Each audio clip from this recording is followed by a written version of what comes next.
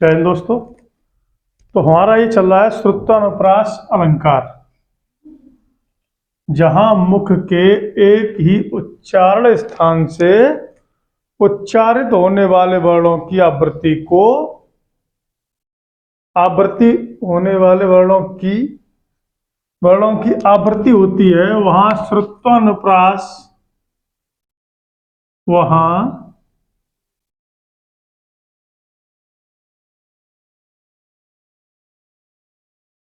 श्रुत्यानुप्रास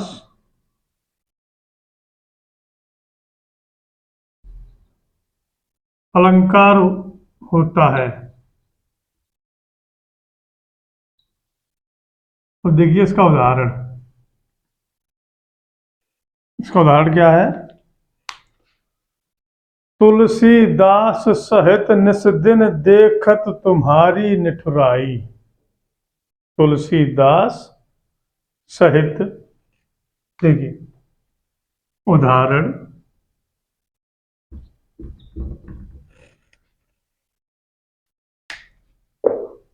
तुलसीदास सहित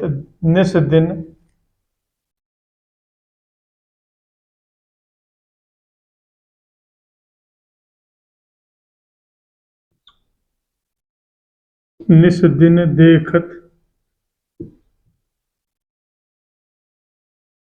तुम्हारी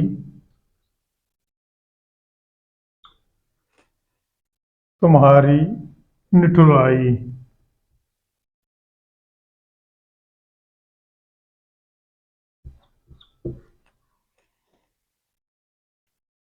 अब देखिए, जहां मुख के एक ही उच्चारण स्थान से उच्चारित होने वाले वर्णों की आवृत्ति को श्रुत्वानुप्रास अलंकार कहा जाता है। अब देखें इसकी क्या है, इसका उदाहरण देखें। तुलसीदास सहित निस दिन देखत तुम्हारी निठुराई। तो हमने इससे पहले की इसमें हमारी चैनल पर एक प्लेलिस्ट है हिंदी करके, उस प्लेलिस्ट में एक वीडियो है हिंदी वर्णमाला। उस वर्णमाला में हमने आपको दंत व्यंजन, कंठ व्यंजन, तालु व्यंजन, मूर्धा व्यंजन, ये सारे व्यंजन हमने आपको समझाए हैं। अब यहाँ देखिए, इसका जहाँ मुख में है ना, हमारे मुंह से एक ही स्थान, मतलब ये मुंह तो एक स्थान है, तो मुंह से ही बोलेंगे सब कुछ। लेकिन देखो, जहां मूर्धा या ये ऊपर का छठ और दंत दांत और कंठ गले से उच्चारित होने वाले वर्ड की आवृत्ति श्रुत्वानुप्रास अलंकार कहलाती है। अब दंत व्यंजन त, थ, द, ध,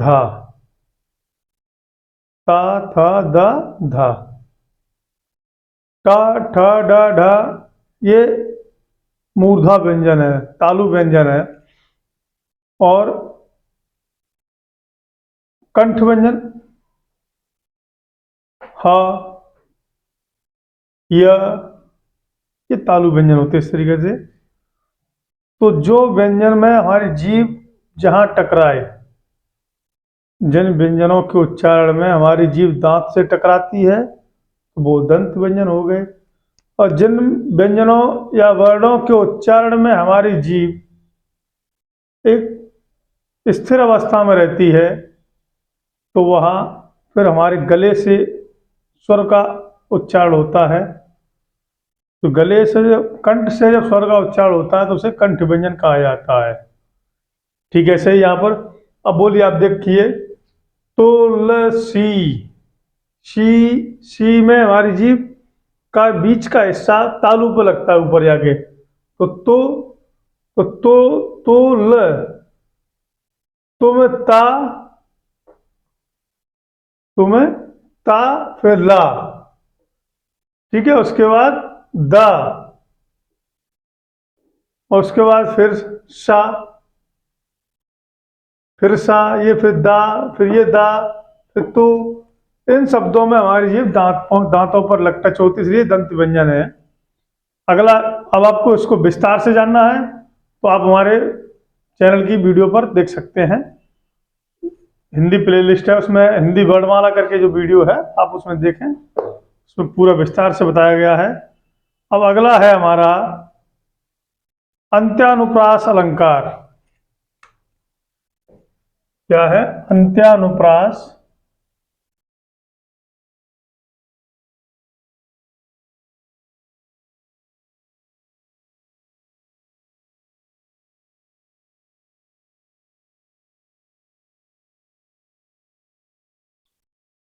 अंत्यानुप्रास अलंकार, अब देखिए, जहां छंद के प्रत्येक शब्द या चरण के अंतिम वर्ण या वर्णों में समान स्वरों या व्यंजनों की आवृत्ति होने से तुकांतता होती है, तुकांतता होती है, वहां अंत्यानुप्रास अलंकार होता है। दूसरी परिभाषा है इसकी, काव्य में चरणों या पदों के अंत में स्वर और व्यंजनों की मान्यता होने पर अन्य अंत्यानुप्रास अलंकार होता है। छोटी सी सरल परिभाषा लिखा हूं आपके लिए मैं। काव्य में चरणों या पदों के अंत में, काव्य में चरणों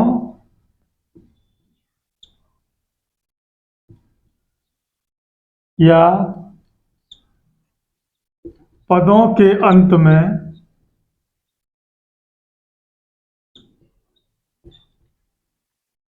पदों के अंत में स्वर और व्यंजनों, स्वर और व्यंजनों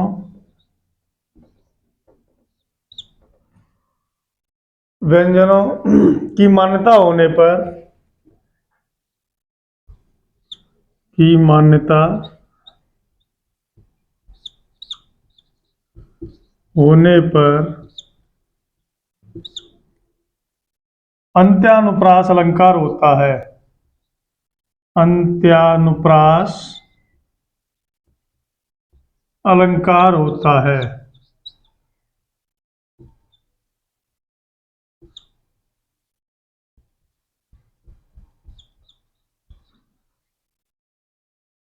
अब देखिए इसका उदाहरण।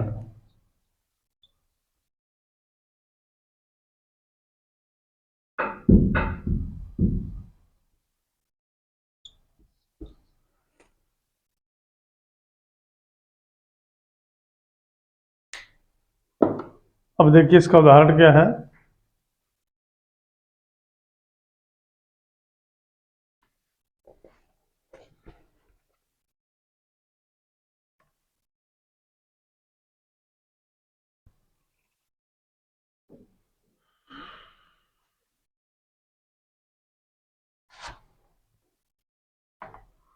कूलन में, केबिन में, कछारन में, कुंजन में, क्यारन में कलित कालीन किलकंत है। एक तो इसका उदाहरण ये है, और एक सरल और छोटा सा उदाहरण है, नभ लाली चाली निशा चटकाली धुनकीन। नभ लाली चाली निशा चटकाली धुनकीन, एक बिल्कुल छोटा उदाहरण है, ये छोटा ही लिख देते हैं। नभ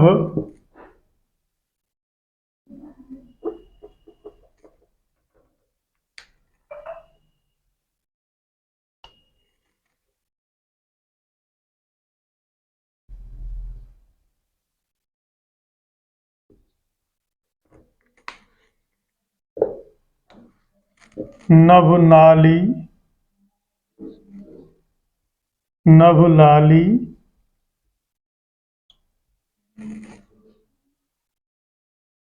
चाली निशा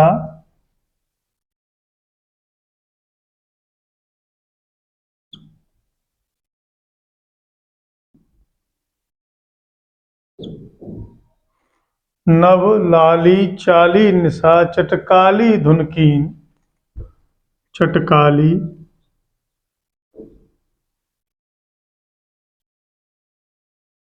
धुनकीन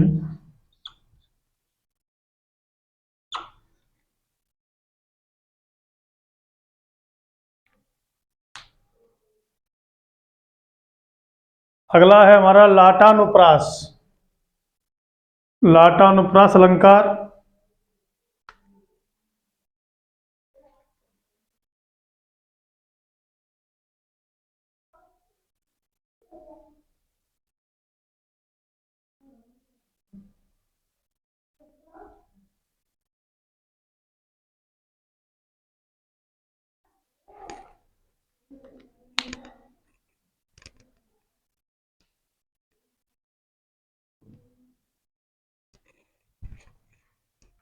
देखिए, लाटानुप्रास अलंकार क्या होता है?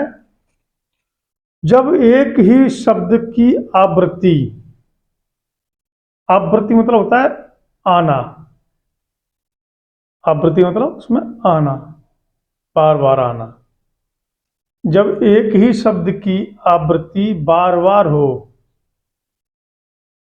और अर्थ वही रहता है, और अर्थ वही रहता है, किंतु अन्वय करने पर, अन्वय मतलब होता है तात्पर्य, तात्पर्य करने पर अर्थ बदल जाता है, तात्पर्य करने पर अर्थ बदल जाता है, तो वह लाटानुप्रास अलंकार होता है।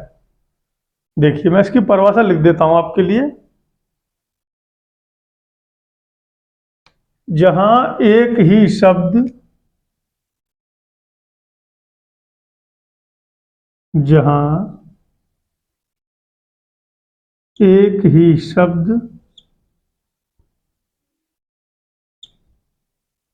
या पद, शब्द या पद बार बार आता है,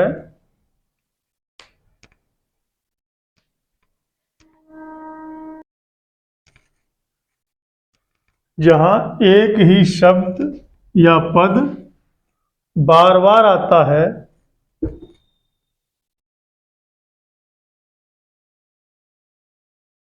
बार बार आता है, किंतु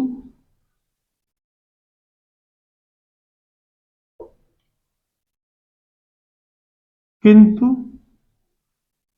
अर्थ वही रहता है, अर्थ वही रहता है,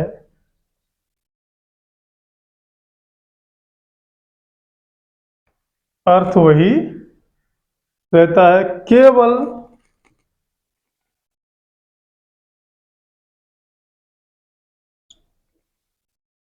अन्वय करने पर, केवल अन्वय करने पर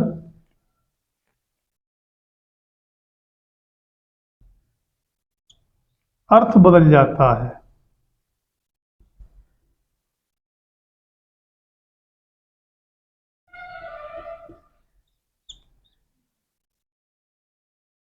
जैसे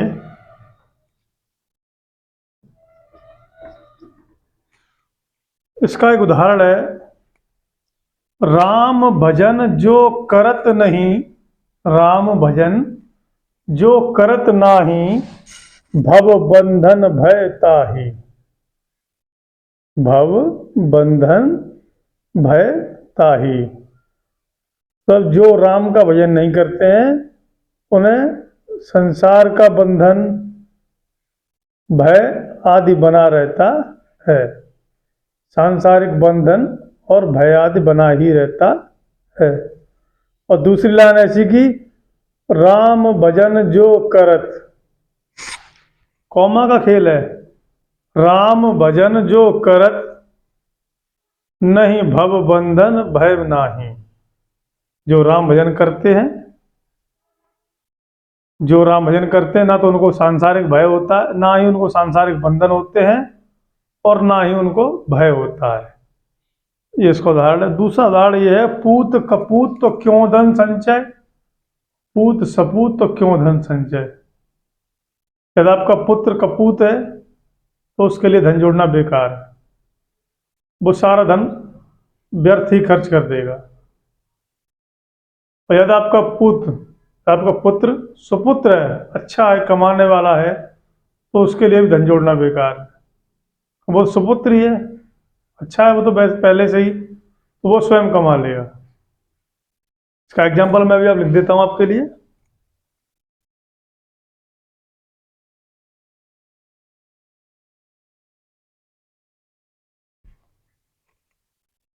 इसका एग्जाम्पल लिख देता हूं मैं, पूत कपूत तो क्यों धन संचय। पूत कपूत तो क्यों धन संचय।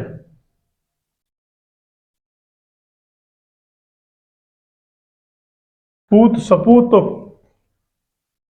पूत सपूत तो क्यों धन संचय। पूत सपूत तो क्यों धन संचय।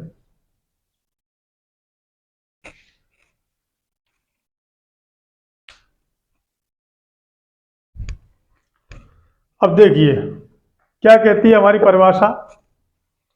जहां एक ही शब्द या पद बार बार आता है किंतु अर्थ वही रहता है, किंतु उसका अर्थ वही रहता है, केवल अन्वय करने पर अर्थ बदल जाता है। अन्वय मतलब तात्पर्य करने पर, इसका तात्पर्य निकालने पर उसका अर्थ चेंज हो जाता है, बदल जाता है। तो देखिए, अब यहां दिया है पूत, यहां भी पूत, बार बार हो गया, दो बार हो गया। अब पूत माने ही बेटा होता है, और पूत माने ही बेटा होता है, दोनों बार बेटा ही बेटा है। अब बेटा कपूत है, बेटा अगर गलत बेटा है तब भी बेटा है, और बेटा अगर अच्छा बेटा है तब भी बेटा ही है।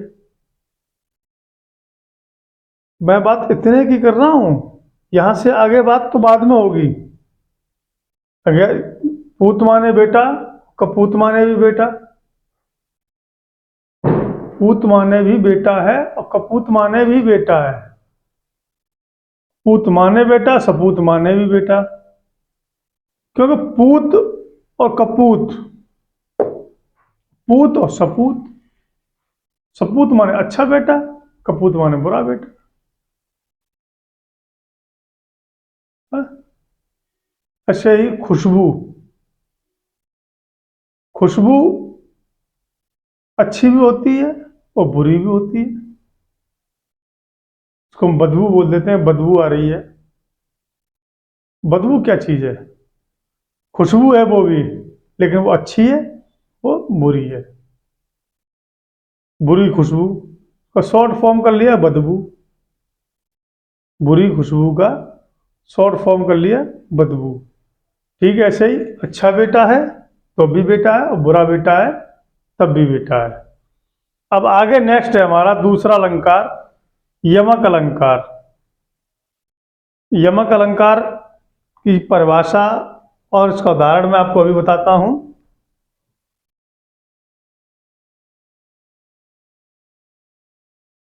अब हम आपको बताएंगे यमक अलंकार।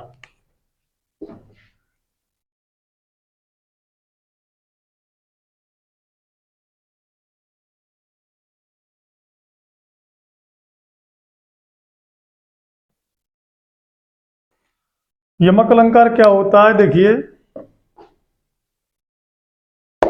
काव्य में जहां एक ही शब्द की आवृत्ति बार बार हो, या ऐसे कह लें काव्य में जहां एक ही शब्द की आवृत्ति दो बार हो या दो से अधिक बार हो, परंतु उनके अर्थ परंतु उनके अर्थ भिन्न भिन्न हों, अर्थ उनके अलग अलग होने चाहिए, तो वहां यमक अलंकार होता है। जैसे ऊधो जोग जोग हम नाही, ऊधो जोग जोग हम नाही। तो यहाँ जोग जोग शब्द है जो वो दो बार प्रयोग किया गया है। गोपिकाएं कहती हैं उद्धव से, है उद्धव हम योग के योग्य नहीं हैं, हम योग के योग्य नहीं हैं। देखो जोग, एक जोग का अर्थ है यहां पर योग से, योग साधना तपस्या, योग साधना का अर्थ हो गया योग।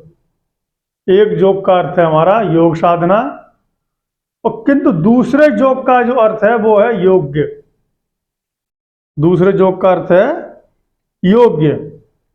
अब गोपिकाएं उद्धव से कह रही हैं कि हे उद्धव ऊधो जोग जोग हम नाही, है उद्धव हम योग साधना के योग्य नहीं हैं।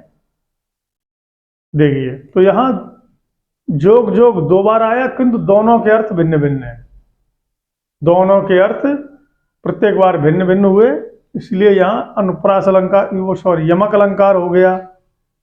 ऐसे दूसरा उदाहरण है इसका, कनक कनक ते सौ गुनी मादकता अधिकाय, या खाए बोराए जग बा पाए बोराए जग। कनक कहते हैं धतूरे को,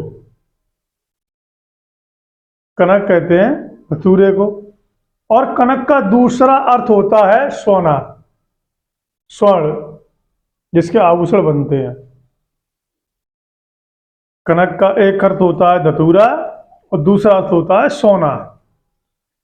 अब यहां ये उदाहरण है कि कनक कनक ते सौ गुनी मादकता अधिकाय, कनक से सोने से धतूरे में, ऐसे नहीं। कनक कनक ते सौ गुनी, धतूरे से सोने में, धतूरे से सोने में 100 गुना नशा होता है। मादकता मतलब नशा, नशीला होता है, अधिक नशीला होता है, 100 गुना अधिक। धतूरे से जो सोना होता है वो 100 गुना अधिक नशीला होता है। या खाए बोराए जग, या तो धतूरे को खाने से आदमी बोरा जाता है, मतलब पागल हो जाता है, या पाए बोराए जग, या उसको पाने से बोरा या बावला हो जाता है या पागल हो जाता है। अब किसी को धतूरा खिला दो, धतूरे के दो चार फल खिला दो, तो उसका माइंड फेल हो जाएगा, काम करना खत्म कर देगा वो, कि सोचने की शक्ति बिल्कुल क्षीण हो जाएगी, उसका ब्रेन पर उस खुद का उसके कंट्रोल नहीं रहेगा, इतना वो नशीला होता है धतूरा। अब किसी को 50-100 किलो या 10-20 कुंटल कहीं सोना पड़ा मिल जाए तो देख के ही पागल हो जाएगा, को देखते ही पागल हो जाएगा। तो मैं इसकी परिभाषा लिख देता हूं आपके लिए।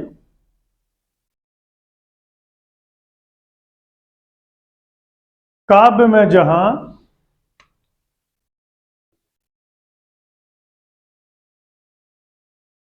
काव्य में जहां शब्दों की आवृत्ति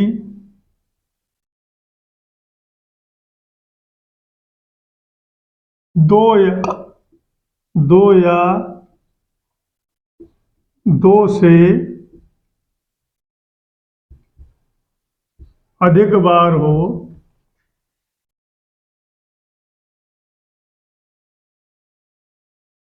अधिक बार हो, किंतु उनके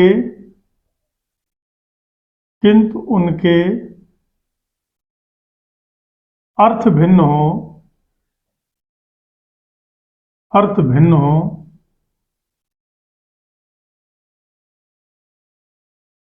वहाँ यमक अलंकार होता है।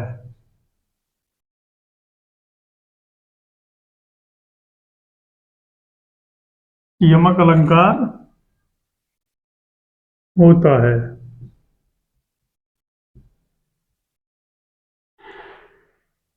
जैसे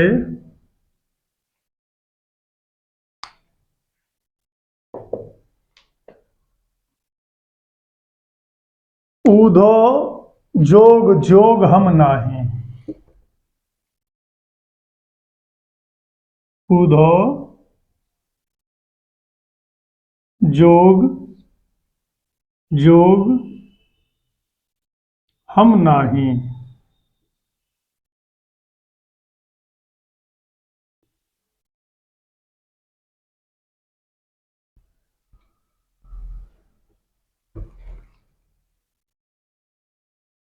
हम नाही।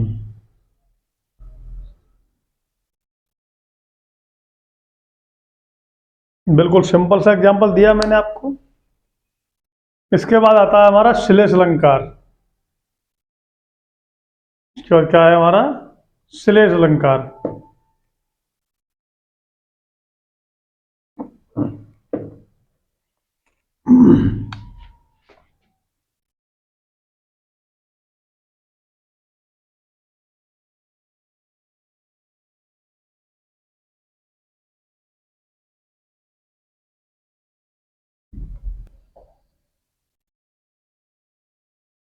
अब देखिए श्लेष अलंकार क्या होता है।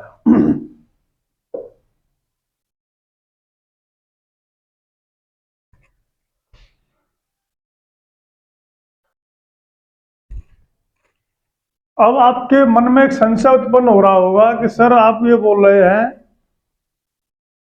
कि ये यमक अलंकार हो गया, लेकिन अनुप्रास अलंकार में अभी एक शब्द की आवृत्ति दो दो बार होती है, तीन तीन बार होती है।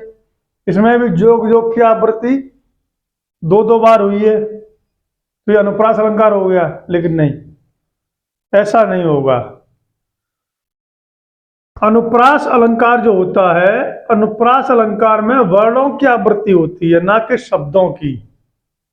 पहली बात, अनुप्रास अलंकार में वर्णों की आवृत्ति होती है, ना कि शब्दों की।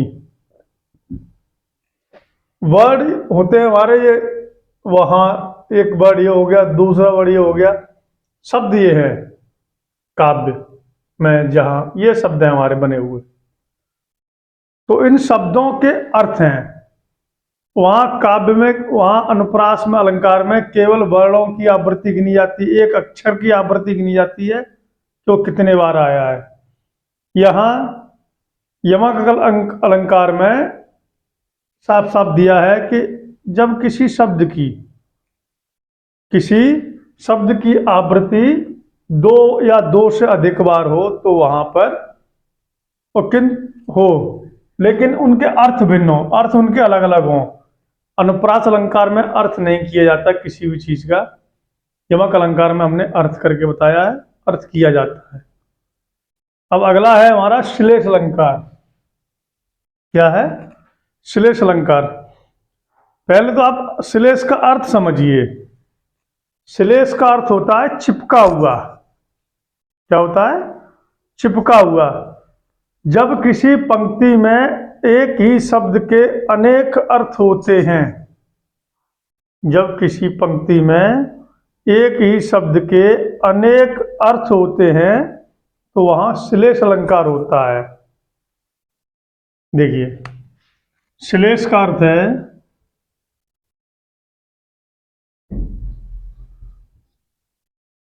श्लेष का अर्थ है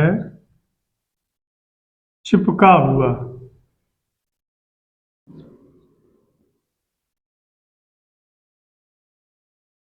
ये इतना पॉइंट हमने आपको अलग से बता दिया एक्स्ट्रा।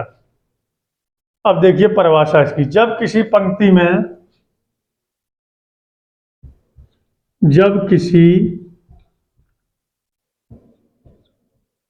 पंक्ति में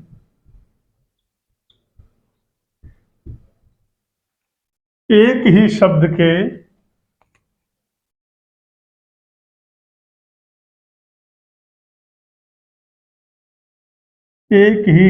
के अनेक अर्थ होते हैं, अनेक अर्थ होते हैं।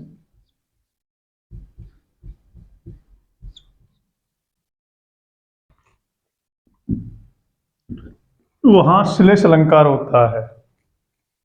तो वहाँ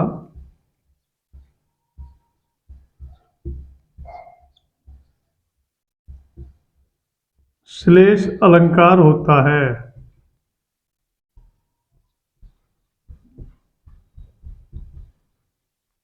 जैसे देखिए,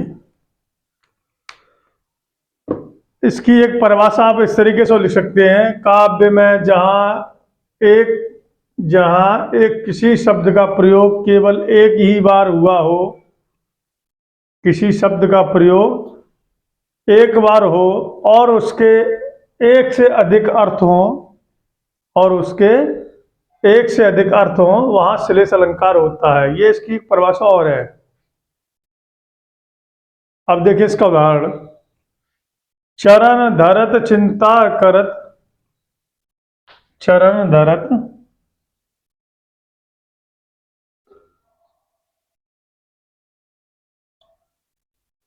चिंता करत,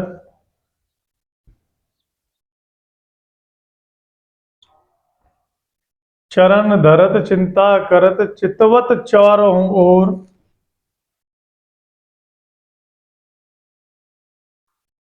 चितवत चारों ओर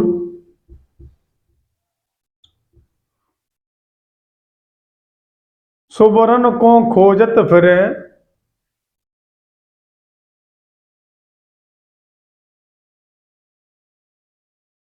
सुबरन को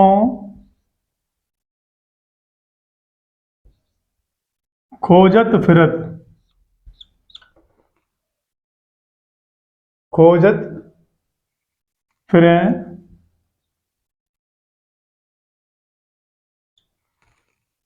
कब व्यभिचारी चोर।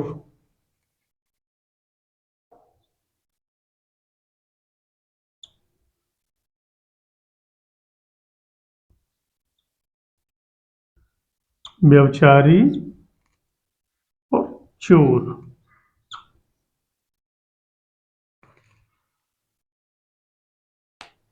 अब देखिए,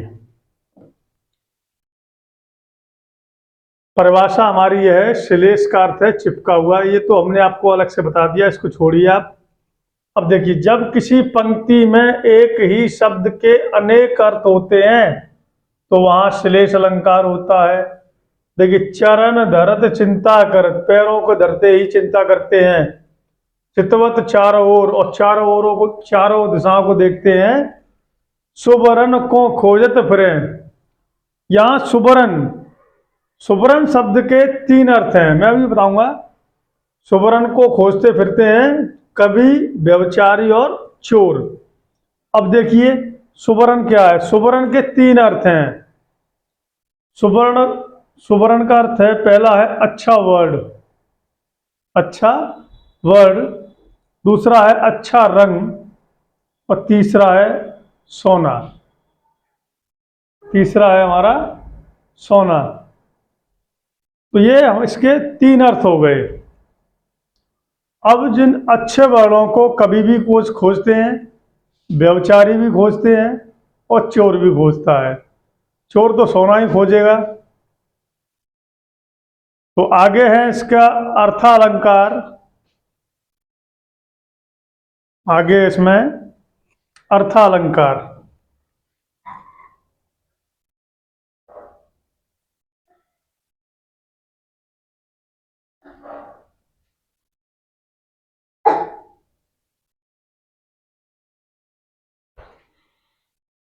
अर्थालंकार क्या है?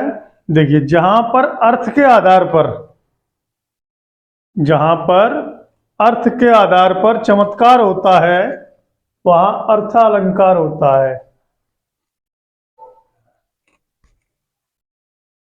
जहां अर्थ के आधार पर चमत्कार उत्पन्न होता है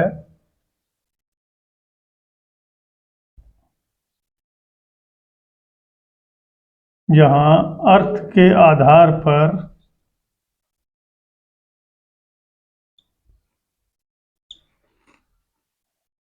चमत्कार उत्पन्न होता है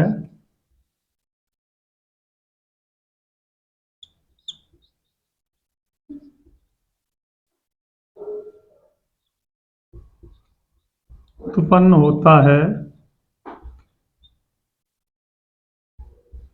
वहां अर्थालंकार होता है।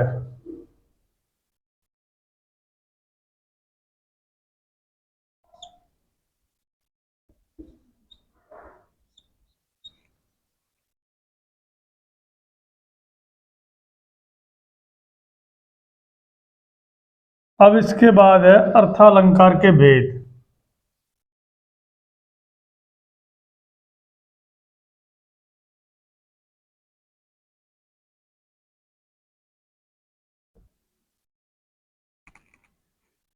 इसके बाद है अर्थालंकार के भेद। इसकी हम चर्चा आपसे नेक्स्ट पार्ट में करेंगे। तब तक आप देखते रहें और जुड़े रहें हिंदी स्टार दिनेश के साथ। आशा करता हूं आप सभी स्वस्थ होंगे और सुरक्षित भी होंगे। धन्यवाद। जय हिंद दोस्तों। एक को बना लो।